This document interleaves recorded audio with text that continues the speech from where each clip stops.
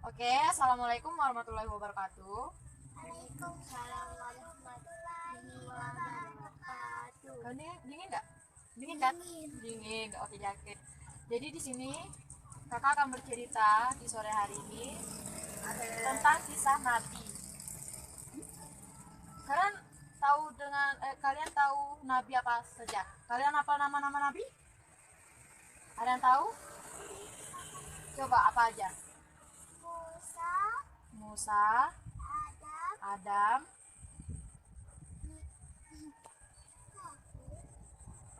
ayo coba apa lagi? Yusuf. Yusuf, Wow, cuman itu.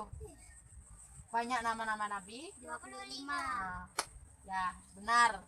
Jadi di sini kakak akan menceritakan salah satu nabi, yaitu Nabi Yusuf. Kalian tahu kan Nabi Yusuf yang dijelaskan yang disebutkan sama Ali tadi ya. Jadi di sini kakak akan menceritakan tentang Nabi Yusuf, di mana nabi ini tampan, yaitu dia putra dari Nabi Yakub. Ada kan di nama 25 Nabi Yakub? Ada. Oke. Di sini kakak akan menceritakan tentang Nabi Yusuf yang merupakan anak Nabi Yakub. Suatu malam, Nabi Yusuf bermimpi melihat 11 bintang, yang pasti di malam hari, bukan di siang hari, karena Nabi Yusuf tidur di malam hari. Bulan dan matahari bersujud kepadanya. Kepada Nabi Yusuf menceritakan untuk tidak menceritakan mimpi tersebut kepada siapapun. Untuk merahasiakan mimpi itu, maka ayahanda Nabi Yusuf tidak menyuruh Nabi Yusuf untuk menceritakan mimpinya tersebut. Nabi Yakub mengatakan, arti mimpi itu ialah bahwa suatu hari Yusuf akan menjadi orang besar dan semua anggota keluarga termasuk ayah, ibu, dan ke-11 saudara akan tunduk hormat terhadapnya. Akan tetapi, kecemburuan saudara-saudara Nabi Yusuf tidak bisa lagi terbendung. Berarti Nabi Yusuf mempunyai saudara yang iri hati, kecemburuannya yang meledak yaitu hingga mereka membuat rencana untuk melenyapkan Nabi Yusuf. Jahat kan saudara-saudara Nabi Yusuf? Kalian mau jadi orang jahat? Enggak kan? Jadi dengan dalil mengajaknya pergi menggembala.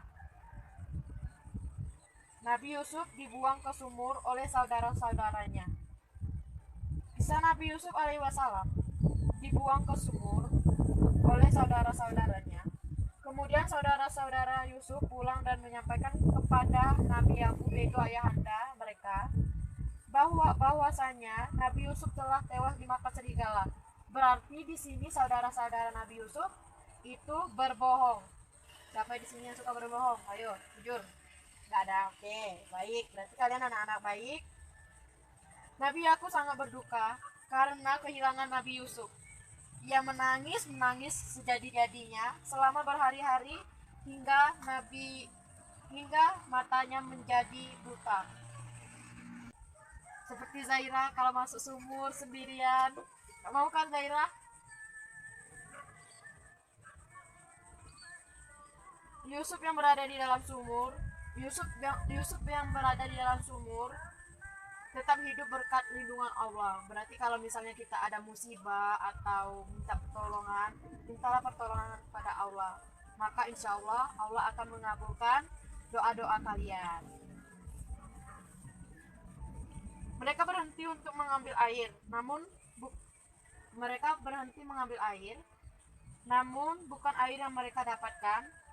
Mereka malah menemukan pemuda tampan dari dalam sumur, yaitu Nabi Yusuf yang dibuang oleh saudara-saudaranya tadi yang kakak ceritain.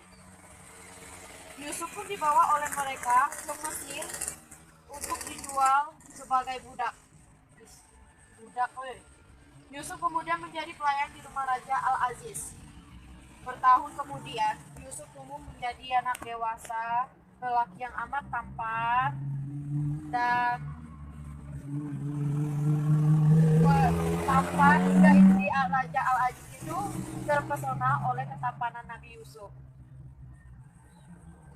Yaitu di mana istrinya bernama Zulaikha merasa tertarik dan berusaha menggoda Nabi Yusuf.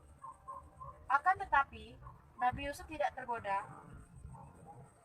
Nabi Yusuf bergeming dan tidak meladeni godaan dari istri Al-Aziz tersebut. Berarti yang di sini yang kegatelan yaitu istrinya Nabi Al-Aziz ya. Bukan Nabi, Raja Al-Aziz ya. Yang bernama Zulaikha tersebut. Hingga akhirnya istri Al-Aziz ini tidak terima karena sudah ditolak oleh Nabi Yusuf, dan istri Al-Aziz ini berniat untuk merencanakan hal buruk, yaitu dimana istri Al-Aziz ini yang bernama Zulaikha menuduh atau memarah dan menceritakan hal-hal buruk tentang Nabi Yusuf pada Al-Aziz dan memfitnah sehingga Nabi Yusuf dimasukkan ke dalam penjara. Berarti di sini Nabi Yusuf telah difitnah oleh Zulaikha, yaitu istri Raja Al-Aziz. Nabi Yusuf terus bersabar menjalani hidup yang sengsara. Berarti di sini kita sudah cukup bahagia daripada kehidupan Nabi Yusuf yang dahulu, di mana banyak cobaan. Oke, di sini kakak akan melanjutkan kisah Nabi Yusuf. Suatu hari, Raja Mesir bermimpi melihat 7 ekor sapi gemuk ya kan, gemuk dimakan oleh 7 sapi kurus. Jadi hingga kemudian seseorang budak yang pernah menjadi teman satu sel Nabi Yusuf di penjara mengatakan pada raja bahwa Yusuf pandai menafsirkan mimpi raja tersebut. Berarti Nabi Yusuf di sini bisa kayak peramal, bisa menafsirkan mimpi-mimpi yang seseorang mimpikan, dia bisa menafsirkan itu akan terjadi apa. Nabi Yusuf pun berkata bahwa negeri Mesir akan mengalami 7 kali masa subur dan 7 kali masa peceklik. Kalian tahu nggak sih masa peceklik itu apa? Yaitu masa di mana semuanya itu habis dan sedikit kayak barangnya tinggal sedikit dan susah untuk didapatkan. Itu namanya peceklik. Ketika masa kemarau telah tiba, seluruh wilayah di Mesir terkena dampaknya, termasuk perkampungan di mana keluarga Yusuf berada. Mereka pun datang ke Mesir untuk meminta bantuan bahan pangan. Nabi Yusuf terkejut, dan di sini Nabi Yusuf terkejut karena Nabi Yusuf melihat saudara-saudaranya. Namun ternyata mereka tidak mengenali Yusuf. Maka Yusuf pun melakukan sebuah trik kecil, yakni menyuruh mereka membawa Benyamin, adik bungsunya hendak meminta bahan pangan lagi. Jika tidak, mereka akan pulang dengan tangan kosong. Setelah sekian lamanya mereka berpisah karena saudara-saudaranya tidak mengenali. Saat bertemu lagi dengan sang ayah, Yusuf tak mampu menahan diri dan tidak bisa menyembunyikan bahwasannya itu Yusuf. Dia mengatakan siapa dia sebenarnya dan mengajak ayah serta saudara-saudaranya seperti kakak-kakak dan adik-adiknya untuk tinggal bersama di ibu kota. Mereka pun hidup dengan rukun dan bahagia bersama. Jadi di sini kita ambil hikmah dari cerita Nabi Yusuf bahwa kita tidak boleh menjadi seorang yang serakah dan iri hati, karena kita sama-sama ciptaan Allah, maka kita sama-sama saling menghargai dan saling menyayangi seperti Nabi Yusuf. Baiklah, itulah cerita kakak. Terima kasih untuk adik-adik yang mau mendengarkan cerita kakak.